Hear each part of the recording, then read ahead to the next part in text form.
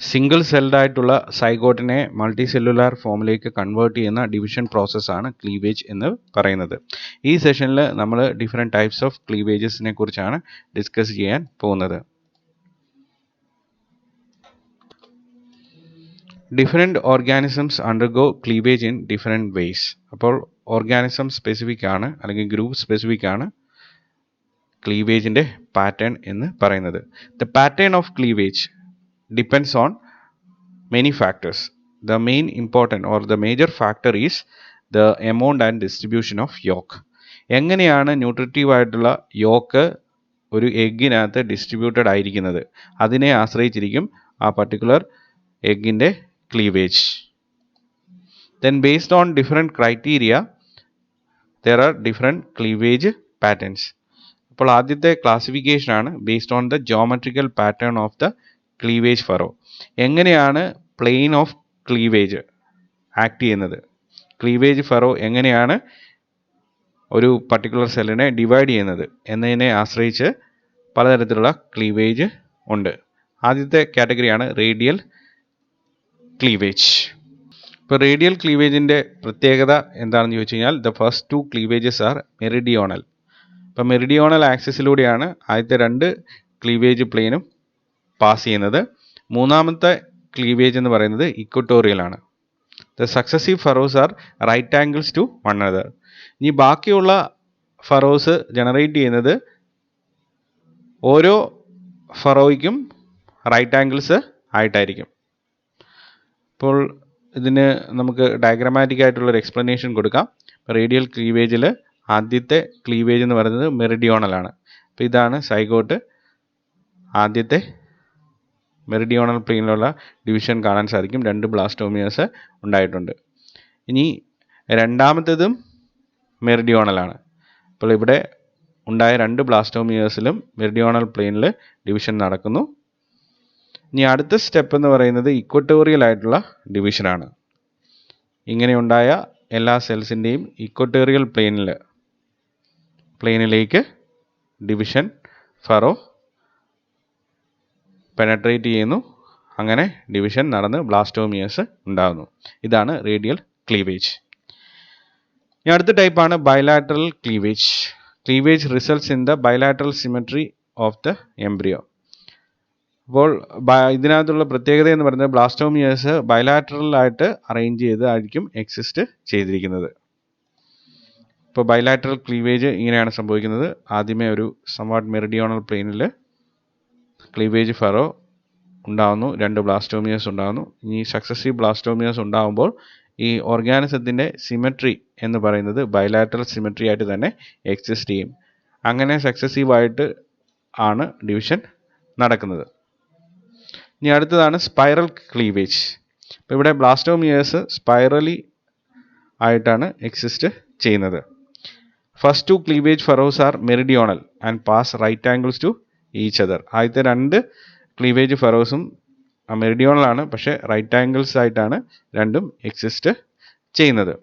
Third one ലാറ്റിറ്റ്യൂഡനൽ ആണ്. അപ്പോൾ ഇവിടെയുള്ള ഒരു പ്രത്യേകത എന്ന് പറയുന്നത് അൺഈക്വൽ സൈസിലുള്ള ബ്ലാസ്റ്റോമിയേഴ്സ് ഡെവലപ്പ് ചെയ്യും. മെഗാമിയേഴ്സ് എന്ന് പറയുന്നൊരു കാറ്റഗറിയും കാണും, മൈക്രോമിയേഴ്സ് എന്ന് പറയുന്നൊരു കാറ്റഗറിയും കാണും. എന്നിട്ട് ഇവ ടയർ ആയിട്ട്, അതായത് ടയർ എന്ന് പറഞ്ഞാൽ ഒരു ഗ്രൂപ്പിൻ്റെ മുകളിൽ വേറൊരു ഗ്രൂപ്പ് എക്സിസ്റ്റ് ചെയ്യുന്ന രീതിയിൽ തട്ടായിട്ട് അറേഞ്ച് ചെയ്തിരിക്കും. ഇപ്പോൾ 1 cell stage, 2 cell stage, 4 cell, 8 cell, 16 cell stage spiral cleavage എങ്ങനെ നടക്കുന്നു എന്നുള്ളതിൻ്റെ ഡയഗ്രമാണ് ഇവിടെ കാണിച്ചിരിക്കുന്നത്. അപ്പോൾ അവിടെ നോക്കുവാണെങ്കിൽ ഇതിൻ്റെ അപ്പർ ടയർ എന്ന് പറയുന്നത്, മുകളിലുള്ള ഭാഗം എന്ന് പറയുന്നത് ഈ മൈക്രോമിയേഴ്സ് കൊണ്ടാണ് എക്സിസ്റ്റ് ചെയ്യുന്നത്. അപ്പോൾ അവിടെ സൈസ് വളരെ കുറവായിരിക്കും. ഇനി താഴെയുള്ളത് മെഗാ മിയേഴ്സ് ആയിരിക്കും. അപ്പോൾ ഇതിൻ്റെ ഓരോന്നിൻ്റെയും ഫങ്ഷൻ ഡിഫറെൻ്റ് ആയിരിക്കും, അവിടെ നിന്ന് ഉണ്ടാകുന്ന സ്ട്രക്ചേഴ്സും ഡിഫറെൻ്റ് ആയിരിക്കും.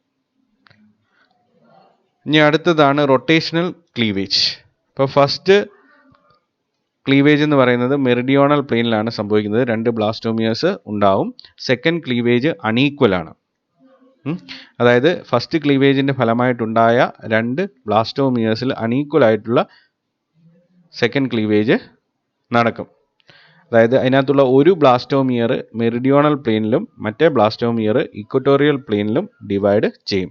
ഇവിടെ നോക്കുകയാണെങ്കിൽ റൊട്ടേഷണൽ ക്ലീവേജിനെ ഡയഗ്രമാറ്റിക്കായിട്ട് റെപ്രസെൻറ്റ് ചെയ്തിട്ടുണ്ട്. അപ്പോൾ ആദ്യമേ മെറിഡിയോണൽ പ്ലെയിനിൽ സൈഗോട്ടിനെ ഡിവൈഡ് ചെയ്യുന്നു, എഗ്ഗിനെ ഡിവൈഡ് ചെയ്യുന്നു, 2 ബ്ലാസ്റ്റോമിയേഴ്സ് ഉണ്ടാകുന്നു. ഈ 2 ബ്ലാസ്റ്റോമിയേഴ്സിൽ ഒരെണ്ണത്തിനകത്ത്, ഇപ്പോൾ ഇവിടെ നോക്കുകയാണെങ്കിൽ ലെഫ്റ്റ് സൈഡിലുള്ള ബ്ലാസ്റ്റോമിയറിൽ എഗെയിൻ മെറിഡിയോണൽ പ്ലെയിനിൽ ഒരു ഡിവിഷൻ കൂടെ സംഭവിക്കുന്നു. പക്ഷേ റൈറ്റ് സൈഡിലുള്ള ആ പർട്ടിക്കുലർ ബ്ലാസ്റ്റോമിയറിൽ ഡിവിഷൻ നടക്കുന്നത് ഇക്വറ്റോറിയൽ പ്ലെയിനിലാണ്. കണ്ടല്ലോ. അപ്പം 4 സെൽസ് ഉള്ള ഒരു സ്റ്റേജ് ഉണ്ടാകുന്നു. പക്ഷേ ആ 4 സെൽസിൽ ഈ ക്ലീവേജ് ഫറോ പ്രൊസീഡ് ചെയ്ത രീതിയിൽ വ്യത്യാസമുണ്ട്. 4 സെൽസും ഉണ്ടാകാൻ വേണ്ടിയിട്ടുള്ള ക്ലീവേജ് ഫറോയിലുള്ള വ്യത്യാസം നിങ്ങൾക്ക് കാണാൻ സാധിക്കും. ആദ്യമേ മെറിഡിയോണൽ പ്ലെയിനിൽ 2 സെൽസ് ഉണ്ടാകുന്നു. അതിനകത്ത് ഒരു സെല്ലിനകത്ത് എഗെയിൻ മെറിഡിയോണൽ ഡിവിഷൻ നടക്കുന്നു. രണ്ടാമത്തെ സെല്ലിനകത്ത് ഇക്വറ്റോറിയൽ പ്ലെയിനിൽ ഡിവിഷൻ നടക്കുന്നു. ഇതാണ് റൊട്ടേഷണൽ ക്ലീവേജ് എന്ന് പറയുന്നത്. ഇനി അടുത്ത ക്ലാസിഫിക്കേഷനാണ് based on the potentiality of the blastomeres. ഉണ്ടാവുന്ന ബ്ലാസ്റ്റോമിയേഴ്സിൻ്റെ പൊട്ടൻഷ്യാലിറ്റി, കേപ്പബിലിറ്റീസ്, അതിനെ ആശ്രയിച്ച് പലതായിട്ട് ഡിവൈഡ് ചെയ്തിട്ടുണ്ട്. 2 കാറ്റഗറിയാണ് ഉള്ളത്, ഡിറ്റർമിനേറ്റ് ക്ലീവേജും ഇൻഡിറ്റർമിനേറ്റ് ക്ലീവേജും. ഇപ്പോൾ ഡിറ്റർമിനേറ്റ് ക്ലീവേജിൻ്റെ പ്രത്യേകത, ഇങ്ങനെയുള്ള ക്ലീവേജിൻ്റെ ഫലമായിട്ടുണ്ടാകുന്ന ബ്ലാസ്റ്റോമിയേഴ്സിൻ്റെ ഫേറ്റ് എന്ന് പറയുന്നത് പ്രീ ഡിറ്റർമൈൻഡ് ആണ്. അതായത് ഏർലി എംബ്രിയോണിക് സ്റ്റേജിൽ തന്നെ ഈ പർട്ടിക്കുലർ ബ്ലാസ്റ്റോമിയേഴ്സ് ഏത് സ്ട്രക്ചേഴ്സ് ആയിട്ടാണ് മാറേണ്ടത് എന്നുള്ളത് നേരത്തെ തന്നെ നിർണയിച്ച് വെച്ചിരിക്കുന്നതാണ്. അപ്പോൾ അങ്ങനെയുള്ള ക്ലീവേജിനെയാണ് ഡിറ്റർമിനേറ്റ് ക്ലീവേജ് എന്ന് പറയുന്നത്. അപ്പോൾ ഓരോ ബ്ലാസ്റ്റോമിയറിനും ഡെവലപ്പ് ചെയ്യാൻ വേണ്ടിയിട്ട് ഒരു സ്പെസിഫിക് ആയിട്ടുള്ള പാറ്റേൺ ഉണ്ടായിരിക്കും. ഓരോ ബ്ലാസ്റ്റോമിയറും ഒരു സ്പെഷ്യൽ പാർട്ടായിട്ടാണ് ഡെവലപ്പ് ചെയ്യുന്നത്. അപ്പോൾ ഏതെങ്കിലും ഒരു ബ്ലാസ്റ്റോമിയറിനെ നമുക്ക് ഏതെങ്കിലും ഒരു സർജിക്കൽ പ്രൊസീജിയറൊക്കെ ഉപയോഗിച്ചിട്ട്, ഏതെങ്കിലും ഒരു പ്രൊസീജിയർ ഉപയോഗിച്ചിട്ട് നമ്മൾ അതിനെ റിമൂവ് ചെയ്യുവാണെങ്കിൽ ആ ഉണ്ടാകുന്ന എംബ്രിയോ എന്ന് പറയുന്നത് ഡിഫക്റ്റീവ് എംബ്രിയോ ആയിരിക്കും. ഇപ്പോൾ ഇവിടെ ഡയഗ്രാമായിട്ട് കാണിച്ചിട്ടുണ്ട്. ഇവിടെ 4 ബ്ലാസ്റ്റോമിയേഴ്സ് ഉള്ള ഒരു ഡിറ്റർമിനേറ്റ് ക്ലീവേജ് നടന്ന ഒരു എംബ്രിയോ ആണ് കാണുന്നത്. അപ്പോൾ അതിനകത്തൊരു പർട്ടിക്കുലർ ബ്ലാസ്റ്റോമിയറിനെ റിമൂവ് ചെയ്യുകയാണെന്ന് വിചാരിക്കുക. അവിടെ നിന്ന് മാറ്റുകയാണെങ്കിൽ ഉണ്ടാകുന്ന എംബ്രിയോ ഡിഫക്റ്റീവ് എംബ്രിയോ ആയിരിക്കും. അത് ഒരു ഓർഗാനിസമായിട്ട്, നോർമൽ ഓർഗാനിസമായിട്ട് ഡെവലപ്പ് ചെയ്യാനുള്ള ചാൻസസ് എന്ന് പറയുന്നത് വളരെ കുറവാണ്. അപ്പോൾ ഓരോ ബ്ലാസ്റ്റോമിയറിനും സ്പെസിഫിക് ആയിട്ടുള്ള ഫങ്ഷൻ ഇവിടെ ഉണ്ട്. അത് ഓൾറെഡി പ്രീ ഡിറ്റർമൈൻഡ് ആണ്. ഇനി ഇൻഡിറ്റർമിനേറ്റ് ക്ലീവേജ് എന്ന് പറഞ്ഞാൽ നേരത്തെ പറഞ്ഞതിൻ്റെ ജസ്റ്റ് ഓപ്പോസിറ്റ് ആണ്. Fate of each blastomere is not predetermined. അപ്പോൾ അങ്ങനെ സ്പെസിഫിസിറ്റി ഒന്നും ഓരോ ബ്ലാസ്റ്റോമിയറിനും ഇല്ല. Each blastomere can develop into any part of the embryo. ഓരോ ബ്ലാസ്റ്റോമിയറിനും ഏത് പാർട്ടായിട്ടും ഡെവലപ്പ് ചെയ്യാനുള്ള കേപ്പബിലിറ്റി അല്ലെങ്കിൽ പൊട്ടൻസി ഉണ്ട്. അപ്പോൾ ഇങ്ങനെയുള്ള ബ്ലാസ്റ്റോമിയേഴ്സ് ഇക്വിപൊട്ടൻ്റ് ആണ് അല്ലെങ്കിൽ ടോട്ടി പൊട്ടൻ്റ് ആണെന്നാണ് പറയുന്നത്. അവയ്ക്ക് ഏത് തരത്തിലുള്ള സ്ട്രക്ചേഴ്സ് ആയിട്ടും ഡെവലപ്പ് ചെയ്യാനുള്ള എബിലിറ്റി ഉണ്ട്. ഇപ്പോൾ നേരത്തെ ഡിറ്റർമിനേറ്റ് ക്ലീവേജ് എക്സ്പ്ലെയിൻ ചെയ്യാൻ വേണ്ടി ഉപയോഗിച്ച അതേ പ്രൊസീജിയർ തന്നെ നമുക്ക് ഇവിടെയും ഉപയോഗിക്കാം. ഏതെങ്കിലും തരത്തിലുള്ള ബ്ലാസ്റ്റോമിയറിനെ നമ്മൾ റിമൂവ് ചെയ്യുവാണെങ്കിൽ ഡിഫക്റ്റീവ് എംബ്രിയോ ഇവിടെ ഉണ്ടാവത്തില്ല, ഡെവലപ്മെൻറ്റ് അഫക്റ്റഡ് ആകത്തില്ല. കാരണം ഓരോ സെല്ലും ഓരോ ബ്ലാസ്റ്റോമിയറും ഇക്വിപൊട്ടൻ്റ് ആണ് അല്ലെങ്കിൽ ടോട്ടി പൊട്ടൻ്റ് ആണ്. അവയ്ക്ക് ഏത് സ്ട്രക്ചേഴ്സ് ആയിട്ടും ഡെവലപ്പ് ചെയ്യാൻ സാധിക്കും. ഇപ്പോൾ ഇവിടെ റിമൂവ്ഡ് ആയിട്ടുള്ള ആ പർട്ടിക്കുലർ ബ്ലാസ്റ്റോമിയറിൻ്റെ കഴിവുകളെ, അതിൻ്റെ പൊട്ടൻഷ്യാലിറ്റിയെ കോമ്പൻസേറ്റ് ചെയ്യാൻ ബാക്കിയുള്ളതിന് പറ്റും.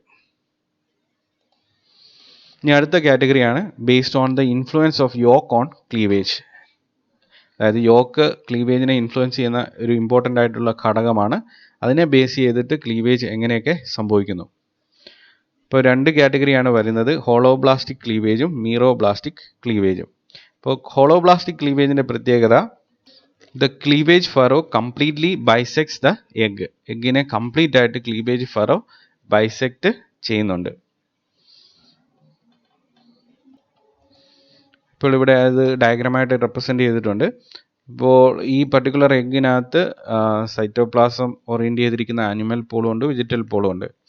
ഇവിടെ ക്ലീവേജ് ഫറോ എന്ന് പറയുന്നത് ആ എഗ്ഗിനെ ആനിമൽ പോളെന്നോ വെജിറ്റൽ പോളെന്നോ വ്യത്യാസമില്ലാതെ കംപ്ലീറ്റ് ആയിട്ട് എന്ത് ചെയ്യുന്നു, ബൈസെക്റ്റ് ചെയ്യുന്നു. അങ്ങനെയുള്ള ക്ലീവേജിന് പറയുന്ന പേരാണ് ഹോളോബ്ലാസ്റ്റിക് ക്ലീവേജ്. ഈ ഹോളോബ്ലാസ്റ്റിക് ക്ലീവേജ് തന്നെ രണ്ട് കാറ്റഗറി വരുന്നുണ്ട്, holoblastic equal and holoblastic unequal.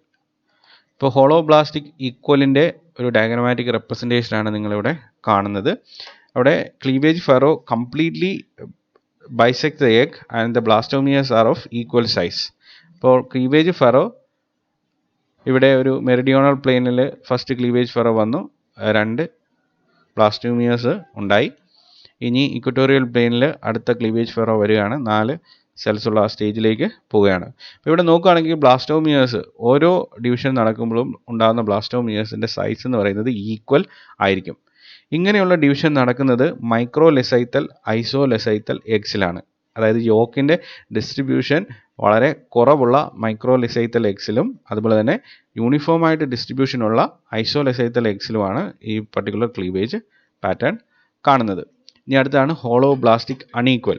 ഇപ്പോൾ ഇവിടെ പ്രത്യേകത, ക്ലീവേജ് ഫെറോ കംപ്ലീറ്റ് ആയിട്ട് എഗ്ഗിനെ ബൈസെക്ട് ചെയ്യുന്നുണ്ട്, എന്നിരുന്നാൽ പോലും റിസൾട്ടിങ് ബ്ലാസ്റ്റോമിയേഴ്സിൻ്റെ സൈസ് എന്ന് പറയുന്നത് ഈക്വൽ അല്ല. ഇവിടെ നോക്കുകയാണെങ്കിൽ ആദ്യത്തെ പ്ലെയിനിൽ ഈക്വൽ സൈസിൽ ഉണ്ടാകുന്നുണ്ട്, പക്ഷേ രണ്ടാമത്തേത് നോക്കുകയാണെങ്കിൽ അവിടെ അൺഈക്വൽ ആയിട്ടുള്ള ഡിവിഷനാണ് നടക്കുന്നത്. അപ്പോൾ ആദ്യത്തെ മുകളിലുള്ള 2 ബ്ലാസ്റ്റോമിയേഴ്സ് താഴെയുള്ള ബ്ലാസ്റ്റോമിയേഴ്സിനേക്കാളും ചെറുതാണ്.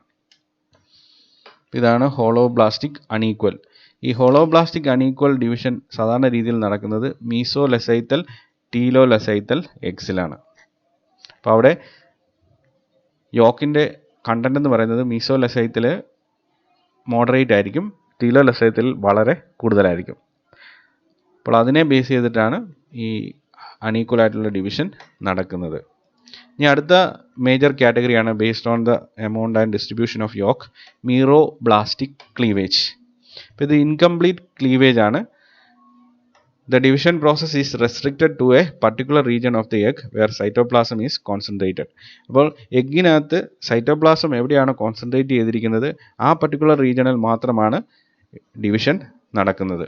രണ്ട് രീതിയിലാണ് മീറോബ്ലാസ്റ്റിക് ക്ലീവേജ് സംഭവിക്കുന്നത്, ഡിസ്കോയിഡൽ ടൈപ്പ് ദെൻ സൂപ്പർഫിഷ്യൽ ടൈപ്പ്. ഇപ്പോൾ ഡിസ്കോയിഡൽ ടൈപ്പ് എന്താണെന്ന് നമുക്ക് നോക്കാം. ഇത് മാക്രോലെസൈത്തൽ ടീലോലെസൈത്തൽ എഗ്സിലാണ് സംഭവിക്കുന്നത്. ആനിമൽ പോളിൽ മാത്രമാണ് ക്ലീവേജ് നടക്കുന്നത്. ആനിമൽ പോളിലാണ് സൈറ്റോപ്ലാസവും ന്യൂക്ലിയസും ഒക്കെ ഉള്ളത്. അപ്പോൾ അവിടെ മാത്രം ക്ലീവേജ് നടക്കുന്നു. വെജിറ്റൽ പോളിൽ, അതായത് യോക്ക് കോൺസെൻട്രേറ്റ് ചെയ്തിരിക്കുന്ന വെജിറ്റൽ പോളിൽ ക്ലീവേജ് നടക്കുന്നില്ല. അപ്പോൾ അതിൻ്റെ ഡയഗ്രാമാറ്റിക് എക്സ്പ്ലനേഷനാണ് ഇവിടെ കാണുന്നത്. ഇപ്പോൾ ഇവിടെ നോക്കുകയാണെങ്കിൽ ആനിമൽ പോളിൽ ഹെവി ആയിട്ട് യോക്ക് ഡിസ്ട്രിബ്യൂട്ടഡ് ആയിട്ട് ഉള്ളതായിട്ട് കാണാൻ സാധിക്കും. വെജിറ്റൽ പോളിൽ യോക്ക് ഡിസ്ട്രിബ്യൂട്ടഡ് ആയിട്ട് കാണാൻ സാധിക്കും. ആനിമൽ പോളിൽ ആ യോക്കിൻ്റെ ഡിസ്ട്രിബ്യൂഷൻ ഇല്ല, അവിടെ സൈറ്റോപ്ലാസവും ന്യൂക്ലിയസും ഒക്കെയാണ് ഉള്ളത്. ഈ ആനിമൽ പോളിലാണ് ഡിവിഷൻ പ്രോസസ്സ് നടക്കുന്നത്. ഇപ്പോൾ ഈ റെഡ് കളറിൽ കാണിച്ചിരിക്കുന്ന ആ പർട്ടിക്കുലർ റീജിയനിൽ മാത്രം ക്ലീവേജ് സംഭവിക്കുന്നു, ഡിവിഷൻ നടന്ന് ബ്ലാസ്റ്റോമിയേഴ്സ് ഉണ്ടാകുന്നു. യോക്കുള്ള വെജിറ്റൽ പോളിൽ ഡിവിഷൻ നടക്കുന്നില്ല. ഇതാണ് ഡിസ്കോയിഡൽ ക്ലീവേജ്. ഇനി അടുത്ത ടൈപ്പാണ് സൂപ്പർഫിഷ്യൽ ക്ലീവേജ്. ഇത് സെൻട്രോലെസൈത്തൽ എഗ്സിലാണ് സംഭവിക്കുന്നത്. Cleavage is restricted to the peripheral cytoplasmic layer. Centrolecithal എഗ്സിൻ്റെ പ്രത്യേകത, യോക്കിൻ്റെ കോൺസെൻട്രേഷൻ എന്ന് പറയുന്നത് ഈ ഡയഗ്രത്തിൽ കാണിച്ചിരിക്കുന്ന പോലെ എഗ്ഗിൻ്റെ സെൻട്രൽ റീജിയണിലാണ്. ഇപ്പോൾ പെരിഫറിയിലാണ് ബാക്കിയുള്ള സൈറ്റോപ്ലാസ്മിക് ഇൻക്ലൂഷൻസും സൈറ്റോപ്ലാസവും ഒക്കെ വരുന്നത്. അപ്പോൾ പെരിഫറിയിലുള്ള ആ സൈറ്റോപ്ലാസ്മിക് റീജിയൻ മാത്രം എന്ത് ചെയ്യുന്നു, ഡിവൈഡ് ചെയ്യുന്നു. യോക്ക് അൺഡിവൈഡഡ് ആയിട്ട് എക്സിസ്റ്റ് ചെയ്യുന്നു. അപ്പോൾ നമ്മൾ പല ക്ലാസിഫിക്കേഷൻ സിസ്റ്റം ഉപയോഗിച്ചിട്ട് പല പാറ്റേൺസ് ഓഫ് ക്ലീവേജ് ഡിസ്കസ് ചെയ്തു. ഇനി നമുക്ക് ഡിസ്കസ് ചെയ്യാനുള്ളത് influence of yolk on cleavage.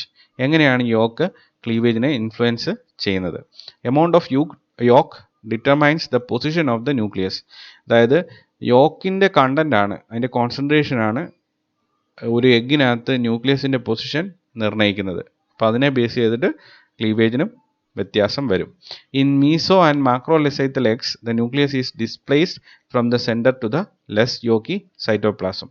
അപ്പോൾ മീസോലെസൈത്തൽ മാക്രോലെസൈത്തൽ എഗ്സിൻ്റെ പ്രത്യേകത, അവിടെ ന്യൂക്ലിയസ് എന്ന് പറയുന്നത് ആനിമൽ പോളിൽ ആണ് എക്സിസ്റ്റ് ചെയ്യുന്നത്, ലെസ് യോക്കി ആയിട്ടുള്ള സൈറ്റോപ്ലാസം ഉള്ള ആനിമൽ പോളിലാണ് എക്സിസ്റ്റ് ചെയ്യുന്നത്. അപ്പോൾ മൈറ്റോട്ടിക് സ്പിൻഡിൽ ഫോർമേഷൻ എഗ്ഗിൻ്റെ സെൻട്രലിൽ നിന്ന് വളരെ മാറിയായിരിക്കും ഇങ്ങനെയുള്ള എഗ്സിൽ സംഭവിക്കുന്നത്. അപ്പോൾ സൈറ്റോകൈനസിസ് പ്രോസസ്സ് അൺഈക്വൽ ആയിട്ടായിരിക്കും സംഭവിക്കുന്നത്. അപ്പോൾ യോക്ക് എന്ന് പറയുന്നത് ഇവിടെ ക്ലീവേജിനകത്ത് ഒരു രീതിയിലും ഇൻവോൾവ് ആകുന്നില്ല എന്നുള്ളതാണ്. യോക്ക് നോർമലായിട്ട് ഈ സെല്ലുലാർ കമ്പോണൻസിൻ്റെ മൂവ്മെൻറ്റിനെ ഇൻ്റർഫിയർ ചെയ്യുന്ന ഒരു കമ്മോഡിറ്റിയാണ്. മൈറ്റോസിസിൻ്റെ സമയത്ത് സെല്ലുലാർ കമ്പോണൻസ് മൂവ് ചെയ്യുന്നതിനെ ഇൻ്റർഫിയർ ചെയ്യും യോക്ക്. അപ്പോൾ ആ രീതിയിൽ യോക്ക് ആ ക്ലീവേജ് പ്ലെയിനെയും പാറ്റേൺ ഓഫ് ക്ലീവേജിനെയും ഒക്കെ അഫക്റ്റ് ചെയ്യും. ഇപ്പോൾ കൂടുതൽ യോക്കുള്ള എഗ്സ് അത് ഡിവൈഡ് ചെയ്യാൻ കൂടുതൽ സമയമെടുക്കും. റേറ്റ് എന്ന് പറയുന്നത് വളരെ കുറവായിരിക്കും. ഇപ്പോൾ ടീലോലെസൈത്തൽ, മാക്രോലെസൈത്തൽ എഗ്സിൽ വളരെ സ്ലോ റേറ്റിലായിരിക്കും ഡിവിഷൻ പ്രോസസ്സ് നടക്കുന്നത്. അപ്പോൾ ഇതൊക്കെയാണ് യോക്കിൻ്റെ ഇൻഫ്ലുവൻസ് ഓൺ ക്ലീവേജ്.